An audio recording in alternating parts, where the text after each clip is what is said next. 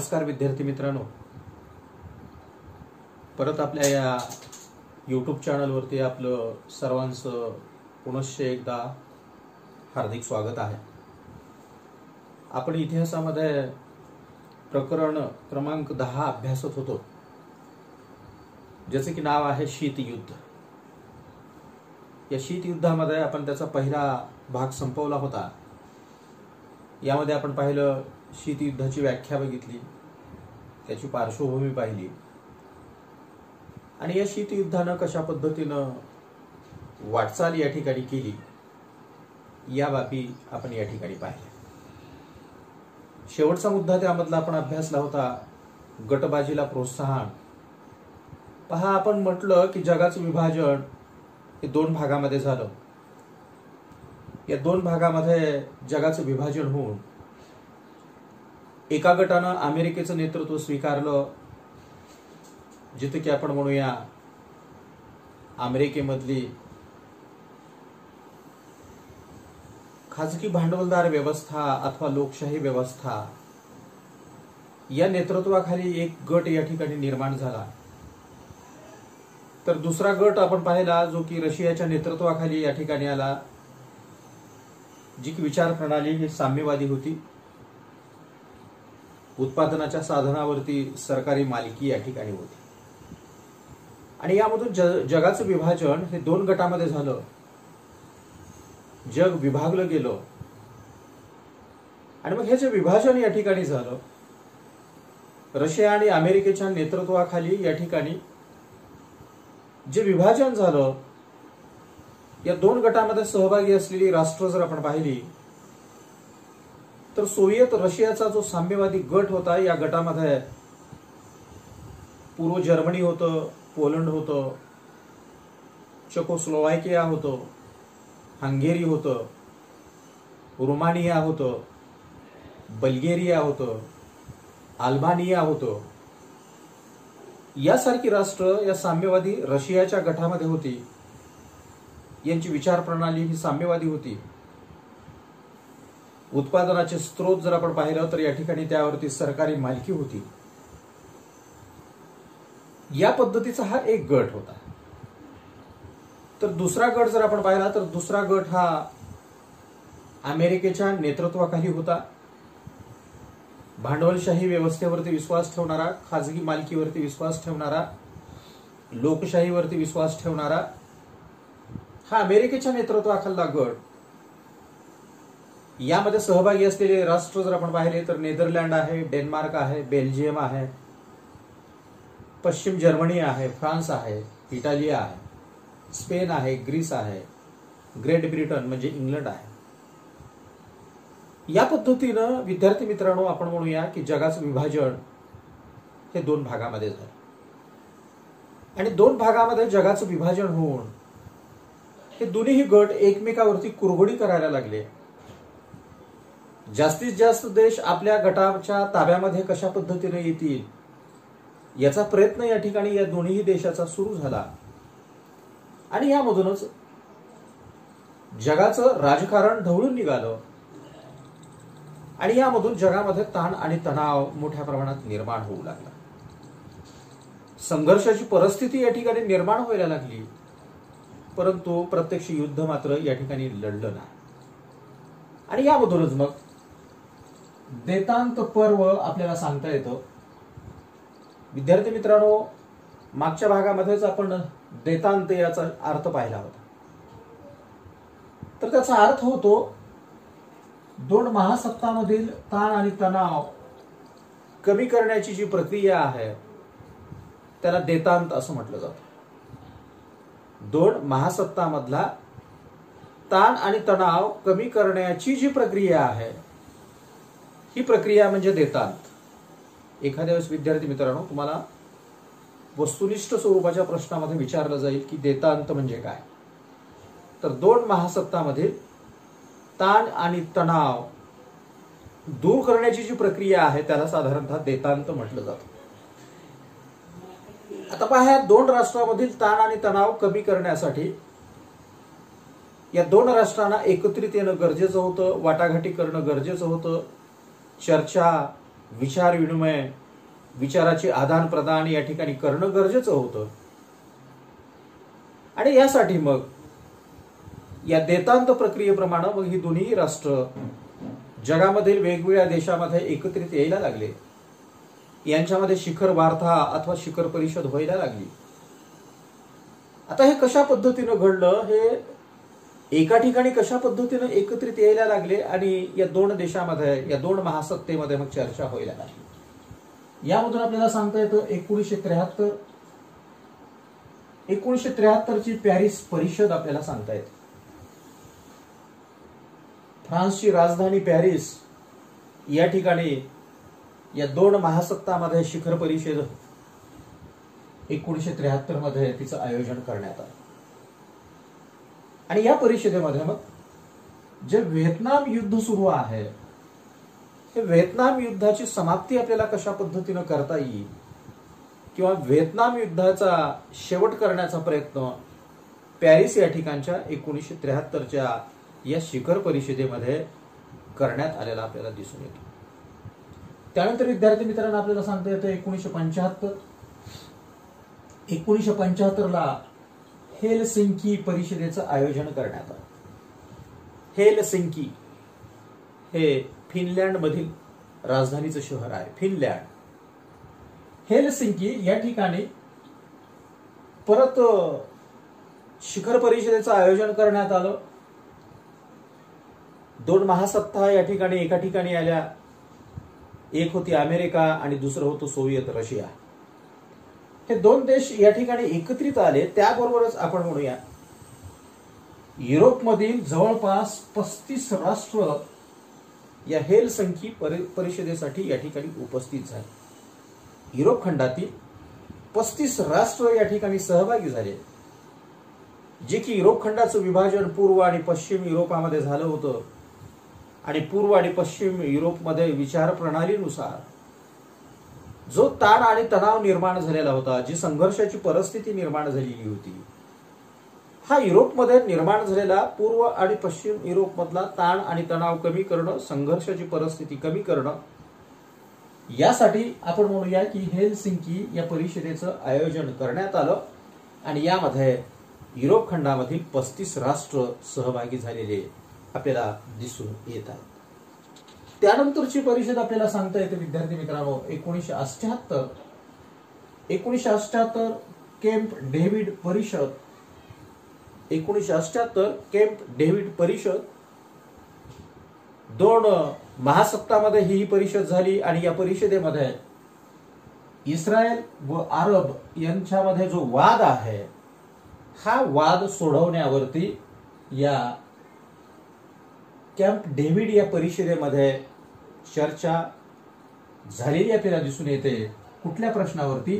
तर इस्रायल आणि अरब यांच्यामध्ये निर्माण झालेला वाद सोडवण्याचा प्रयत्न यामध्ये केला गेला. त्यानंतर आशिया खंडामधील घटना जर आपण पाहिल्या तर त्यानंतर आशिया खंडामध्ये घडलेल्या घटना या ठिकाणी महत्वपूर्ण आहेत. आशिया खंडामध्ये घडलेल्या ज्या प्रमुख घटना आहेत त्यामध्ये आपल्याला सांगता येते 1979 ची इराणमधली घटना. विद्यार्थी मित्रांनो 1979 ला इराणमध्ये काय घडलं तर इराणमध्ये आपण म्हणूया राजकीय क्रांती झाली.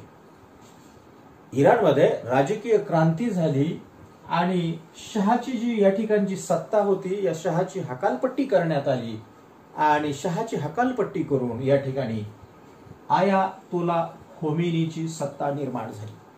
आयातोला खोमानीची सत्ता या ठिकाणी निर्माण झाली.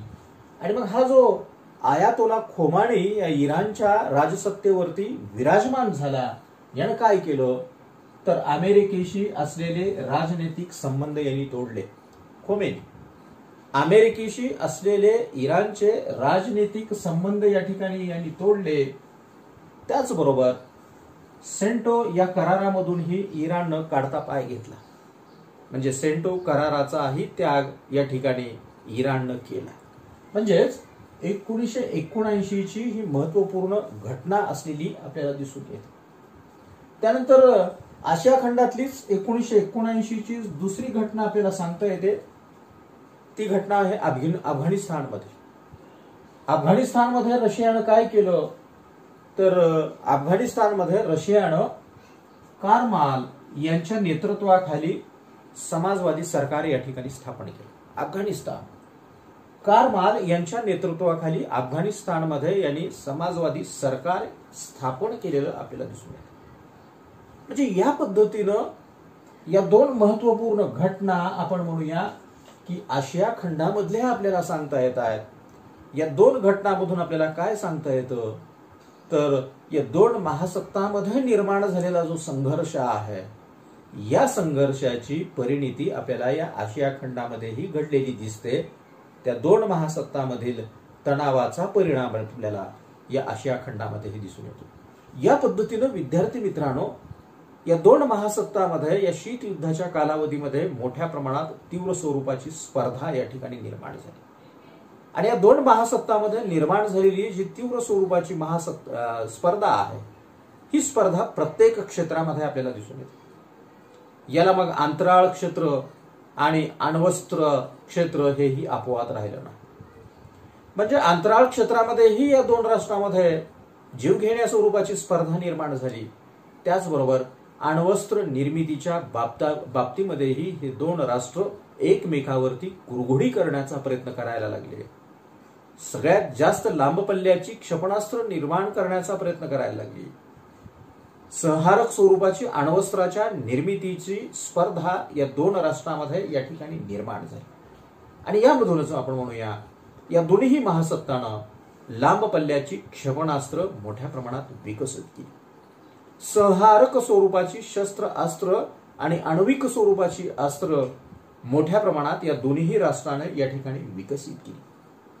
म्हणजे या दोन राष्ट्रांमध्ये आता शस्त्र स्पर्धा निर्माण झाली. विध्वंसक स्वरूपाची संहारक स्वरूपाची मोठ्या प्रमाणात जीवितहानी करणारी अण्वस्त्र आणि अण्वस्त्रांची संख्या या दोन्ही देशांनी या ठिकाणी मोठ्या प्रमाणात वाढवली. परंतु या शीत युद्धाच्या कालावधीमध्ये या दोघांनाही जाणीव झाली की यामुळं जगाचं मोठं नुकसान होणार आहे, मोठी जीवितहानी आणि वित्तहानी या ठिकाणी होणार या अण्वस्त्रामुळं या क्षेपणास्त्रामुळं. आणि या जाणीवेमधून आपण म्हणूया की दोन्ही राष्ट्र एकत्रित येऊन याची तीव्रता कमी करण्यासाठी विविध स्वरूपाचे करार सुद्धा यांनी या ठिकाणी केले. मग या दोघांमध्ये निर्माण झालेली ही स्पर्धा फक्त अंतराळ आणि अण्वस्त्र आणि शस्त्रास्त्रापुरतीच मर्यादित नव्हती, तर याचा परिणाम आपण म्हणूया खेळावरती सुद्धा झाला.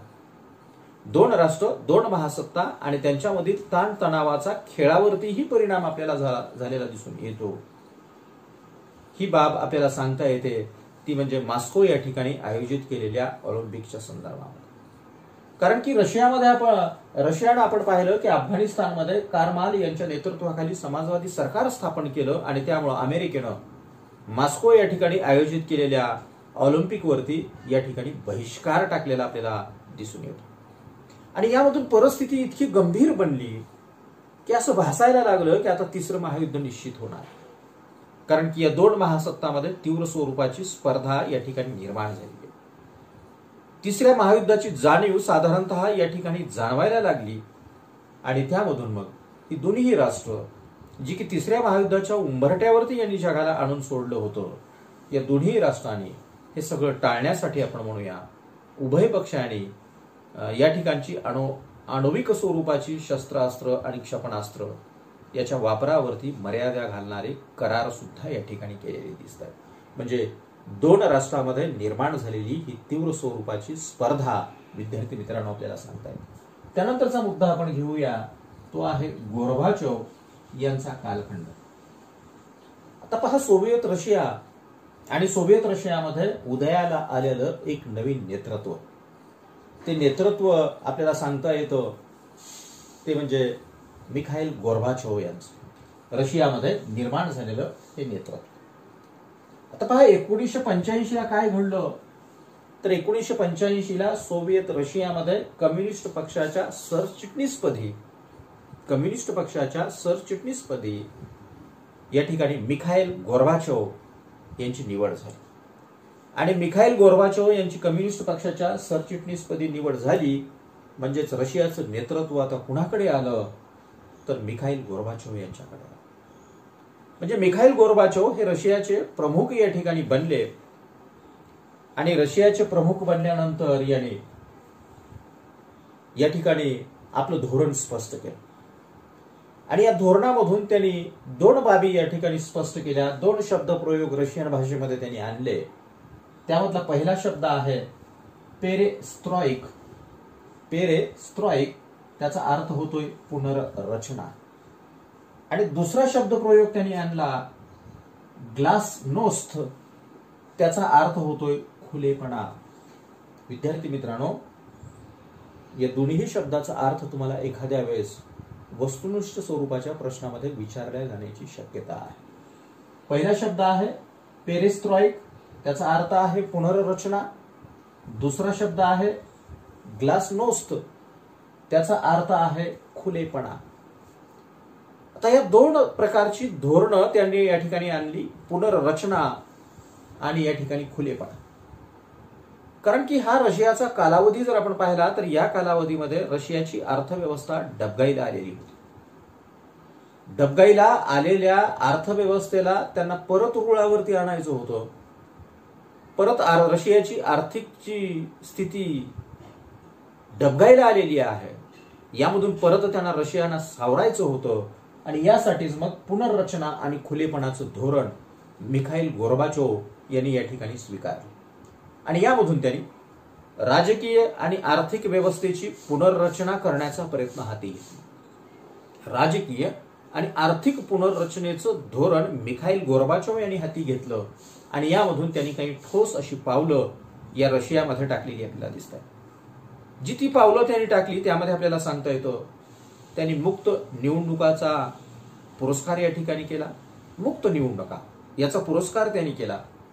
साम्यवादी पक्षाची जी मक्तेदारी या ठिकाणी आहे, ही साम्यवादी पक्षाची मक्तेदारी संपुष्टात आणण्याचाही प्रयत्न त्यांनी केला. एवढ्यावरच ते थांबले नाहीत, तर अर्थव्यवस्थेवर केंद्रीय नियंत्रण कमीही त्यांनी केलं. अर्थव्यवस्थेवरती केंद्रीय नियंत्रण कमी केलं. देशभरामध्ये जे लेखक आहेत, जे पत्रकार आहेत, जे बुद्धिवंत आहेत, यांना अभिव्यक्ती स्वातंत्र्य त्यांनी दिलं. लेखक, पत्रकार, बुद्धिवंत लोकांना अभिव्यक्ती स्वातंत्र्य त्यांनी दिलं. हे झालं देशभरामध्ये पुनर्रचनेच्या दृष्टिकोनातून केलेली त्यांनी प्रयत्न. आंतरराष्ट्रीय पातळीवरचं चित्र जर आपण पाहिलं तर आंतरराष्ट्रीय पातळीवर आपल्याला म्हणता येतं पश्चिम आणि पूर्व जर्मनीचं एकीकरणास चालना देण्याचं कामही मिखाईल गोर्बाचोव यांनी केलं. पूर्व जर्मनी आणि पश्चिम जर्मनी यांचं एकीकरण कशा पद्धतीनं करता येईल यासाठीही त्यांनी चालना दिलेली आपल्याला दिसून येते. परंतु दुर्दैव असं की मिखाईल गोर्बाचोव मात्र मायदेशाला मात्र एकत्रित ठेवू शकले नाही. सोव्हिएत रशियाला मात्र ते एकसंघ ठेवू शकले नाहीत. ज्या माणसानं जर्मनीला एकत्रित आणण्याचा या ठिकाणी प्रयत्न केला, त्या माणसाचा स्वतःचा देश मात्र या ठिकाणी एकसंघ राहू शकला नाही. आणि सोव्हिएत रशियाचं एकसंघपणा या ठिकाणी भंगला गेला. आणि यामधून आपण म्हणूया साधारणतः सोव्हिएत रशियामधून 15 नवीन देशाची निर्मिती झाली. म्हणजे सोव्हिएत रशिया या ठिकाणी संपला. कारण की यामधून 15 देश या ठिकाणी स्वतंत्र झालेले आपल्याला दिसत आहेत. आणि याचा परिणाम 1991 नंतर आपण म्हणूया जागतिक राजकारणावरती झालेला आपल्याला दिसून येतो. आणि 1991 नंतर मग जगामध्ये आपल्याला 2 नवे शब्दप्रयोग या ठिकाणी ऐकायला मिळत आहेत. ते 2 शब्दप्रयोग आहेत 1991 नंतरचे शीत युद्धानंतरचं जग. शीत युद्धानंतरचं जग. आणि दुसरा शब्द आहे तो आहे सोव्हिएत रशिया नंतरचे जग. शीत युद्धानंतरचे जग आणि सोव्हिएत रशिया नंतरचे जग आपण म्हणूया. म्हणजे रशियाचं विभाजन झालं आणि जवळपास आपण म्हणूया शीत युद्ध ही जी प्रक्रिया होती ती प्रक्रिया ही या ठिकाणी थांबलेली आपल्याला दिसते. आणि हे 2 शब्द प्रयोग या ठिकाणी आलेले दिसत आहेत. विद्यार्थी मित्रांनो, त्यानंतर आपण अभ्यासूया शीत युद्धाचे परिणाम. आता पहा, जागतिक स्तरावर या 2 महासत्तामुळं जगाचं विभाजन 2 गटामध्ये झालं आणि त्यामधून या ठिकाणी शीत युद्धाची परिस्थिती निर्माण झाली. मग या शीत युद्धाचे परिणाम काय झाले, तर यामधला पहिला परिणाम आपल्याला सांगता येतो राष्ट्रामध्ये मोठ्या प्रमाणात गैरसमज निर्माण झाला. आता पहा, आपण गटबाजी या ठिकाणी अभ्यासली. दोन राष्ट्रांमध्ये निर्माण झालेली तीव्र स्वरूपाची प्रत्येक क्षेत्रातली स्पर्धा आपण पाहिली. हे का घडायला लागलं? कारण की दोन गट जे निर्माण झाले होते, या दोन गटामध्ये मोठ्या प्रमाणात गैरसमज या ठिकाणी निर्माण झाले. हा पहिला परिणाम सांगता येतो. दुसरा परिणाम आपल्याला सांगता येतं, जगाचं विभाजन दोन गटामध्ये झालं. मगाशीच आपण पाहिलं की एक होता साम्यवादी रशियाचा गट आणि दुसरा होता भांडवलदारी अमेरिकेचा गट. या पद्धतीनं रशियाचं विभाजन हे दोन भागांमध्ये झालं. तिसरं आपल्याला सांगता येतं, गुप्त राजकीय हालचाली व करारास प्राधान्य. दोन राष्ट्रांमध्ये मग गुप्त करार व्हायला लागले, गुप्त हालचाली व्हायला लागल्या आणि यामधून गुप्त स्वरूपाचे समझोते, करार, तह या ठिकाणी व्हायला लागले, कारण की अविश्वासाचं वातावरण या ठिकाणी निर्माण झालं होतं. चौथा आपल्याला सांगता येतं, निशस्त्रीकरणाकडे दुर्लक्ष दिलं.